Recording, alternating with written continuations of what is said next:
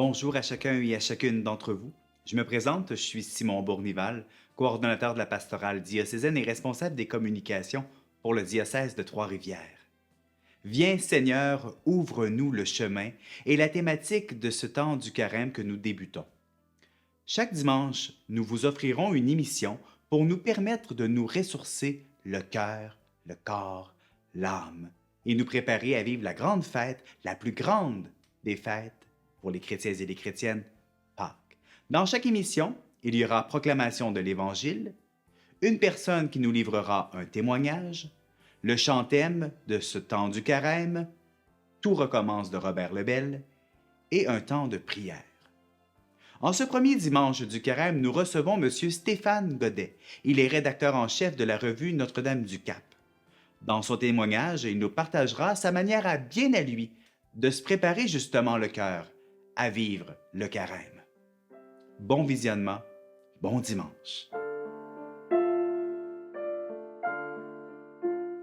Évangile de Jésus le Christ selon saint Marc. Jésus venait d'être baptisé. Aussitôt, l'Esprit le pousse au désert, et dans le désert, il resta 40 jours, tenté par Satan. Il vivait parmi les bêtes sauvages, et les anges le servaient. Après l'arrestation de Jean, Jésus partit pour la Galilée proclamer l'évangile de Dieu. Il disait « Les temps sont accomplis, le règne de Dieu est tout proche. Convertissez-vous et croyez à l'évangile. » Acclamons la parole de Dieu.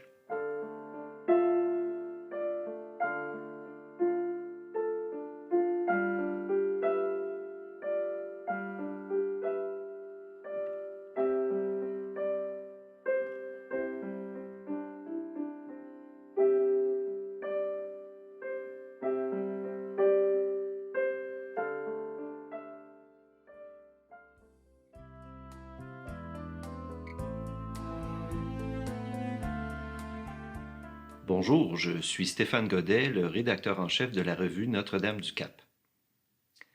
Si, à une certaine époque, le carême était surtout vu comme un temps de privation, on présente davantage aujourd'hui cette période de 40 jours avant Pâques comme un temps de réflexion, de méditation et de prière.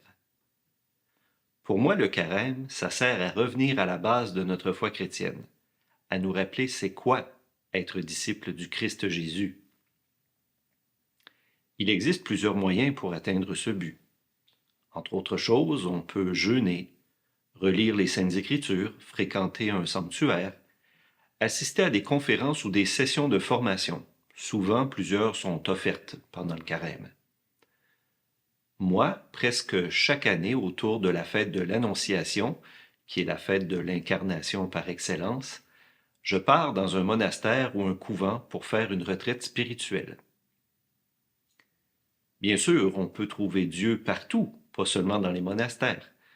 Mais comme nous sommes des êtres incarnés, c'est normal de chercher des pratiques et des lieux dans lesquels on va sentir qu'on se rapproche de Dieu. Les lieux où l'on prie, comme les monastères, ont cet effet-là sur moi. Vivre au rythme des religieux ou des religieuses, avec les différents offices dans la journée qui sanctifient le temps qui passe, nous fait entrer dans une autre dimension, une autre façon de vivre.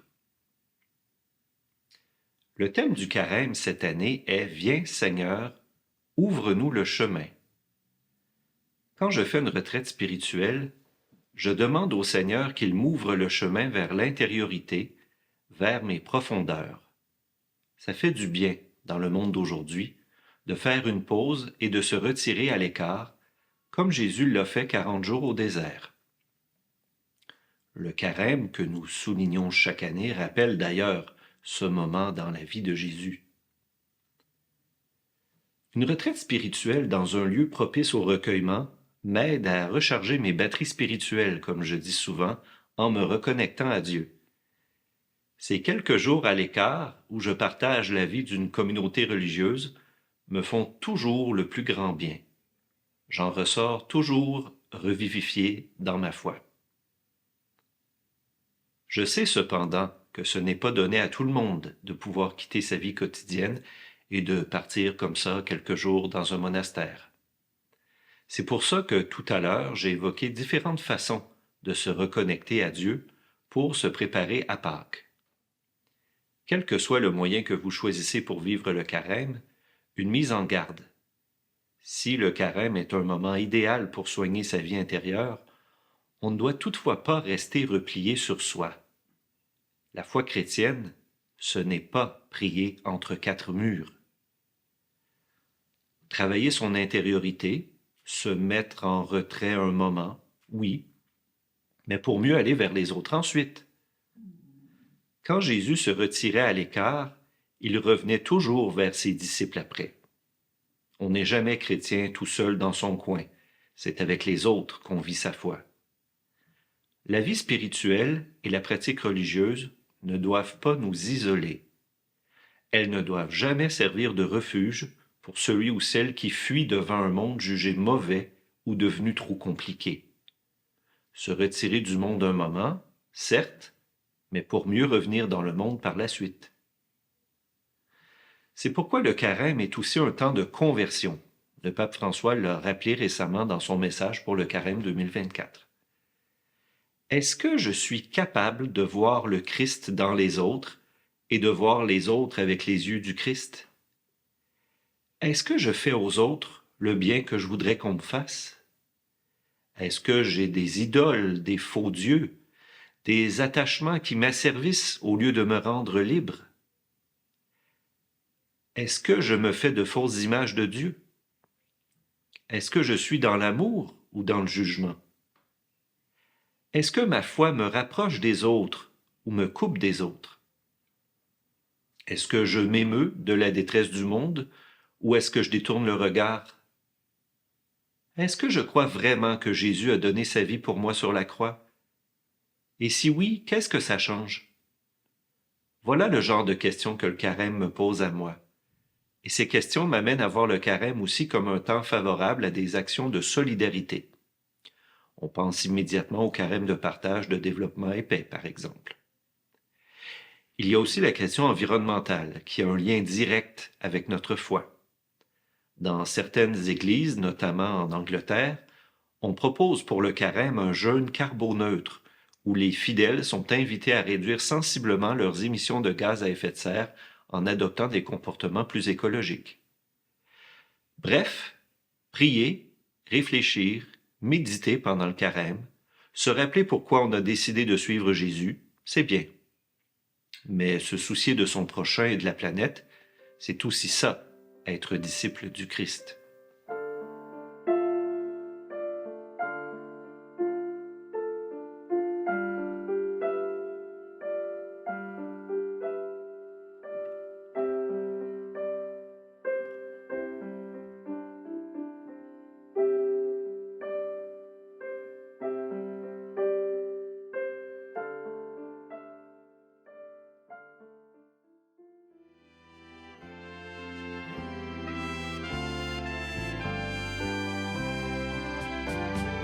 Tout recommence en Jésus-Christ.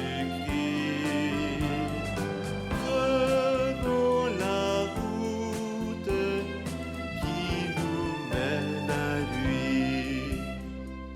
Prenons la route du désert où nous attendons le silence. Un Dieu qui cherche un cœur ouvert pour lui offrir son alliance. Car au désert, tout recommence. Tout recommence en Jésus-Christ. Prenons la route qui nous mène à lui.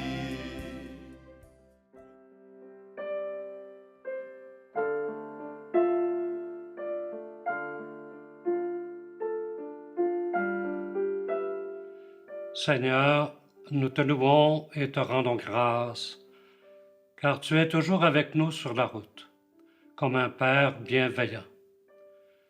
Le monde nous paraît parfois dur et inhabitable, semblable à un désert où le goût de vivre même décline. Pourtant, tu es là bien présent, attentif à chacun et chacune de nous.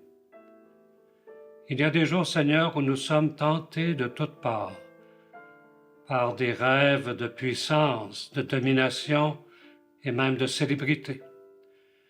Tout cela alourdit nos cœurs et nous n'avançons plus vers toi.